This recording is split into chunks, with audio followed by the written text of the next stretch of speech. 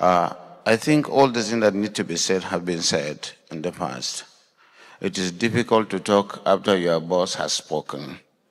Mr. President, and of course the Assistant Secretary General of the United Nations in charge of the UNDP has given us all the hallmark of this conversation on governance. But certainly, since this is specifically on prosperity, prospects, and what we need to do to ensure that we get the best out of our resources, we still have areas there where we can talk. I will be talking mostly from the perspective of the subnational. I must be grateful that the international bodies and Goodluck Jonathan Foundation gave opportunity for those of us that are working at the subnational level for the first time to talk in this kind of international arena where governance has been discussed. Because majority of Africans in the Sahel live at the subnational level and of course within the local governments or local authorities. So we face these challenges of poverty and lack of growth. Everything is about governance and management of scarce resources.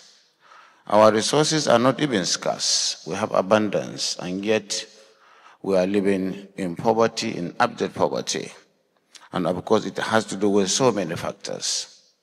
I will also give a little testimonial on my own part as a governor of a state that has over 8 million people, and to underscore how scarce resources can be managed to at least make a difference, leave legacies and landmarks. It all has to do with the planning and understanding, coming with the baseline studies, knowing where you are and where you will be, and how you will deploy scarce resources to carry on or carry along the bureaucracy and to leverage on extra resources from donor agencies, from the federal government, and to raise IGR. And of course, deploy the human capital that is available. And if it is not available, try to leverage on consultancy and other means so that you can do good procurement, managing resources in a manner that it will make impact. We have so many resources. In my state, we have almost everything. Good arable land, over 4.2 million hectares of arable land that are mostly reserved forests because they cannot be developed. And we have mineral resources like gold, tantalite, lithium, and all the other precious materials.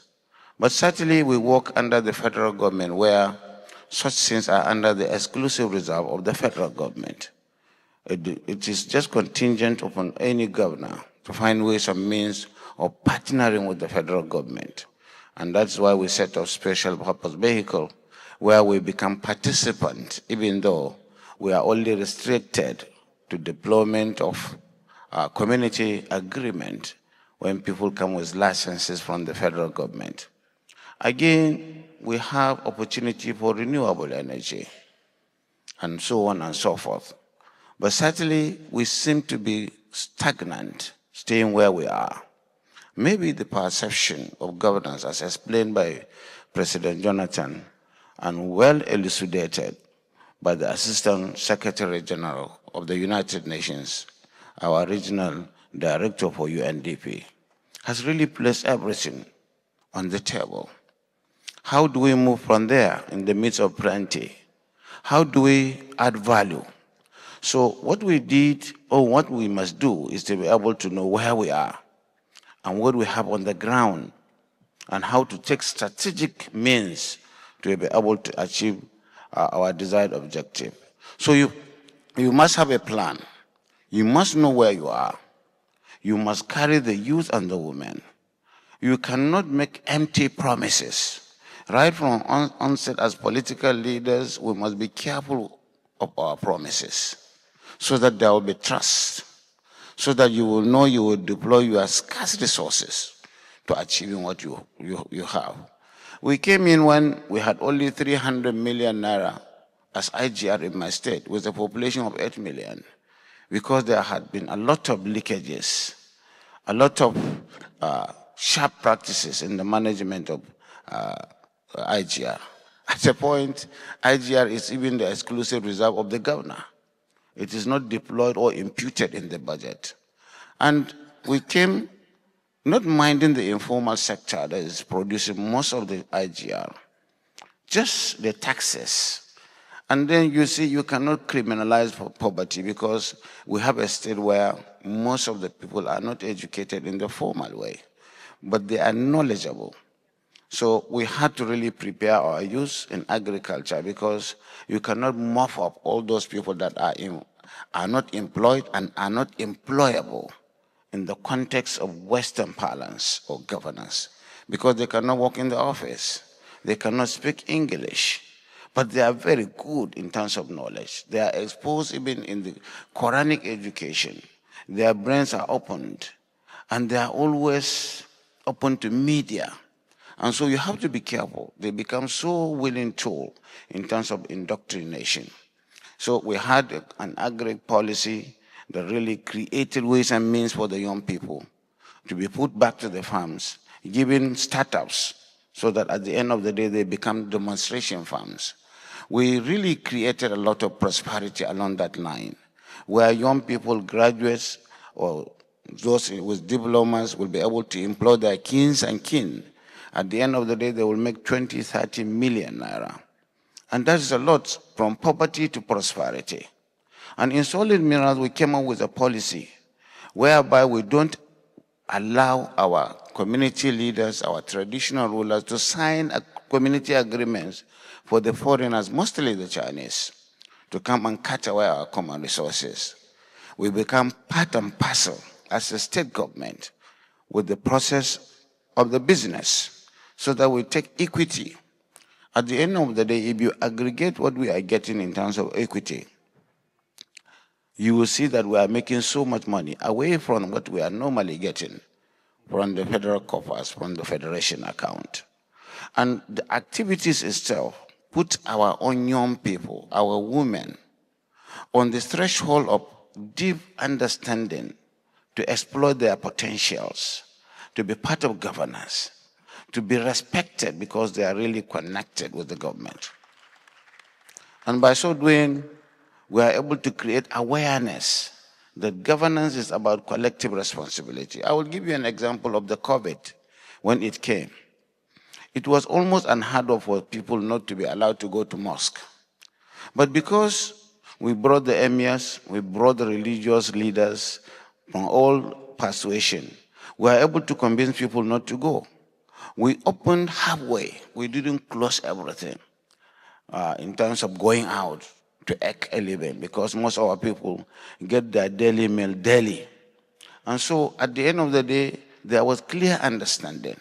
Even in terms of insecurity that is stopping people from going to work, from going to farm, we make sure we use the same means of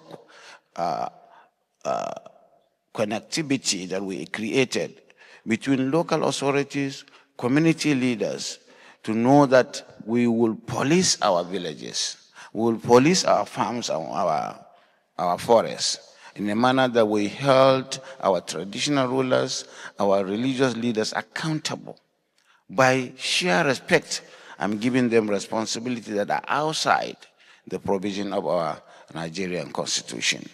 By so doing, we had cells that are giving us information, and we are collaborating. And when we stop the practice of informers that are collaborating with those that are driven by poverty to give the right of way, I would say, for those coming to abduct and do all sorts of criminality. So the whole issue of governance is looking at the planning stage, the understanding of your problems and challenges at the Sahel. The Sahel has so much potentials.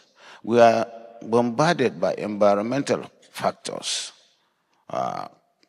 because the Sahara is moving, and if we don't stop it, definitely through agriculture and so on and so forth, will not be there. And looking at our own limitations and inadequacies in terms of the manpower. Manpower is very low. I know my boss has spoken about trust to the bureaucracy. In some of the state and local governments, we don't even have the bureaucracy. The orientation is that sometimes they don't even go to office. And as a governor, at the subnational level, the most important thing is supervision. You must be there 24/7. I had the opportunity of being at the federal level, and I came to Limelight through the goodwill of my boss here with all humility, because I only came to Abuja to be a senator, and later I became the minister of FCT. So I was exposed to the act of governance, partnership with the international bodies, partnership with local authorities, looking at the health system, looking at the educational system, which are the key for showing deliverables in terms of governance. And of course, that has helped us a lot. And I think at the local level or at the subnational level, we need to know that leadership should be driven by knowledge, by clear understanding of where you are, by knowing the basics of what are your problems, and deploying those little resources you have judiciously. My boss has spoken about the issue of procurement. We know most of the common people or the ordinary people look at us with suspicion because of the prevalence of our invoicing. Project that can be done with 100,000, it can go to 1 million. So, and this is true, it's a testimony I'm giving you. We built over 7,000 classrooms to remove the prevalence of out-of-school children in my state through collaboration with international bodies. The UNDP has been there to build our system, UNICEF and the rest, and we show fidelity, sincerity in terms of governance in such a manner that we are trusted. Trust is the key word, because there is nothing we are looking for. If somebody becomes a senator, I rose as a director on the system at the federal level, and I was given opportunity to be the minister of the Federal Capital Territory with a lot of temptations from somebody that hardly had anything in common with, that is President Jonathan, who are not even in the same party. We don't share even the religious faith together. Even my zone is different from him. And he gave me the opportunity to come to Limelight. So I was driven by the passion to leave legacies and landmarks. So leaders must impute their own end result. What would they be? Would they want to be somebody like Jonathan, or they want to be like others, where they are seen with disdain, where they acquire so much that they don't need? So our own passion is to make sure we leave legacies and landmarks and do things better. I don't talk about my own predecessors. What I did was to draw a line. In terms of accountability, I asked them to fear God. I don't have to go to court with you because it's the responsibility of the police. But certainly, I will not waste my time. I must hit the ground running from day one and looking at my own period of 4 years. So I thank you for the opportunity.